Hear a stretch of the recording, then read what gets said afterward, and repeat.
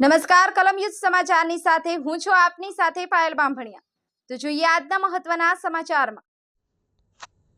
ભાજપ સરકારનો post metric શિષ્યવૃત્તિ રદ કરવાનો તગલખી નિર્ણયને રદ કરવા અંગે ગુજરાત પ્રદેશ કોંગ્રેસ સમિતિ દ્વારા માંડવી પ્રાંત અધિકારીને આવેદનપત્ર અપાયું। ભારતીય જનતા પાર્ટીની ગરીબી, આદિવાસી અને દલિત વિરુદ્ધની માનસિકતાનો વધુ એક પરિચય તાજેતરમાં આપવામાં આવ્યો છે। આદિવાસી સમાજના બાળકો મેટ્રિક પછી વધારેમાં વધારે સારા કોર્સમાં અભ્યાસ કરી શકે તે માટે જ્યારે કેન્દ્રમાં કોંગ્રેસની સરકાર હતી ત્યારે 1 જુલાઈ 2010થી પોસ્ટ મેટ્રિક શિષ્યવૃત્તિની યોજના બનાવવામાં આવી હતી અને આ યોજના મુજબ કેન્દ્ર સરકાર 75% અને 25% રાજ્ય સરકારે ભોગવવાના અને યોજનામાંથી આદિવાસી સમાજના એટલે કે અનુસૂચિત જનજાતિ 51ના વિદ્યાર્થીઓ માટે મેટ્રિક પછી અભ્યાસમાં શિષ્યવૃત્તિની યોજના જાહેર કરવામાં આવી હતી। આ યોજનાની એક મોટી બાબત એ હતી કે મેનેજમેન્ટ કોટામાં પણ આદિવાસી સમાજનો બાળક પ્રવેશ મેળવે તો શિષ્યવૃત્તિને હકદાર બને। આ યોજનાના કારણે ગુજરાત અને દેશના લાખો બાળકોને મેટ્રિક પછીના અભ્યાસમાં ખૂબ મોટી સહાય શિષ્યવૃત્તિ દ્વારા પ્રાપ્ત થઈ રહી છે। ભારતીય જનતા પાર્ટીના કેન્દ્રમાં અને ગુજરાતમાં સરકારે આદિવાસી સમાજના બાળકોને મળતી આ શિષ્યવૃત્તિને બંધ કરી અને આદિવાસી બાળકોને ખૂબ મોટો અન્યાય કરેલો છે, જેથી આ પોસ્ટ મેટ્રિક શિષ્યવૃત્તિ ફરીથી ચાલુ કરે તેવી માંગણી આજ રોજ પ્રાંત અધિકારી માંડવીને આવેદનપત્ર આપવામાં આવેલ છે। ઈશ્વર સોલંકી, કલમ સમાચાર, માંડવી।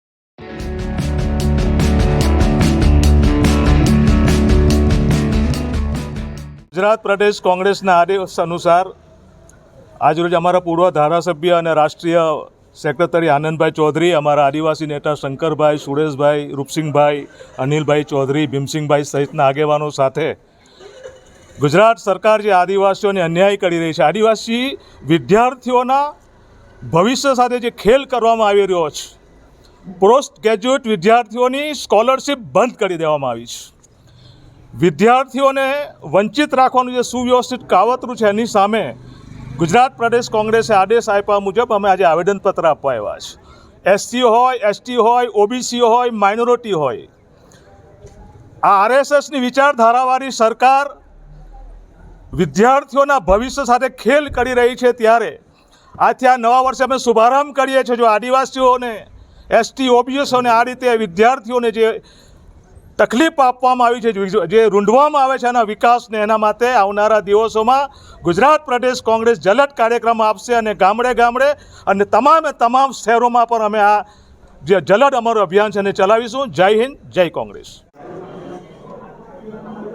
ગુજરાતમાં છેલ્લા 25 વર્ષથી ચાલતી સરકાર ભાજપની અને દેશમાં છેલ્લા 10 વર્ષથી ચાલતી સરકાર ભાજપની ડબલ એન્જિનની સરકાર જ્યારથી આવી છે ત્યારથી અને એમનો ગુપ્ત એજન્ડા આરએસએસ વિશ્વ હિન્દુ પરિષદનો કે આદિવાસી, દલિત, ઓબીસી, માઇનોરિટીને શિક્ષણથી વંચિત રાખવાના અને એ ગુપ્ત એજન્ડો અત્યારે સાકાર કરવા જઈ રહ્યા છે।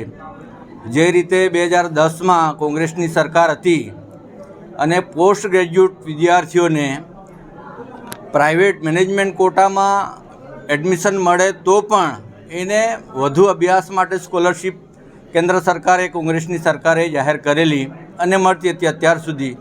પરંતુ આ ભાજપની સરકાર આવી પછી આદિવાસી વિદ્યાર્થીઓની જે સ્કોલરશિપ મેનેજમેન્ટ કોટામાં ઉચ્ચ અભ્યાસ માટે એ 75% કેન્દ્રની અને 25% રાજ્ય સરકારની ગ્રાન્ટ હતી, એ ટોટલી બંધ કરવાનો આ પરિપત્ર 2024માં 28 ડિસેમ્બરે જાહેર કર્યો છે અને 3700 વિદ્યાર્થી, લગભગ 4000 વિદ્યાર્થીઓને આર્થિક નુકસાન અને એનો અભ્યાસ અટકી ગયો છે।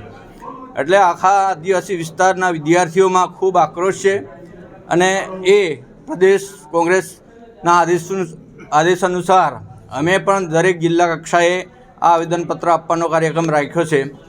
જે મનુવાદી સરકારના જે એજન્ડાઓ છે, આરએસએસ હંમેશા ક્યારેય આદિવાસી વિદ્યાર્થીઓ, દલિત વિદ્યાર્થીઓ ભણે નહીં એવું ષડયંત્ર રચતા હતા। 5000 વર્ષો પહેલાં પણ એકલવ્યનો અંગૂઠો જે રીતે કાપેલો એ એટલા માટે કે એના જે પ્રિય વિદ્યાર્થીઓ હતા એ એનાથી આગળ આદિવાસી વિદ્યાર્થી નીકળી નહીં જાય અને એટલા માટે અંગૂઠો માંગેલો। અને હાલ પણ સરકાર એ અંગૂઠા કાપવાની પ્રથા ચાલુ છે અને એની સામે અમારો સખત વિરોધ છે. અને આ સ્કોલરશીપ ફરી નહીં ચાલુ કરે તો જલદ આંદોલન વધુ કાર્યક્રમો આપવામાં આવશે.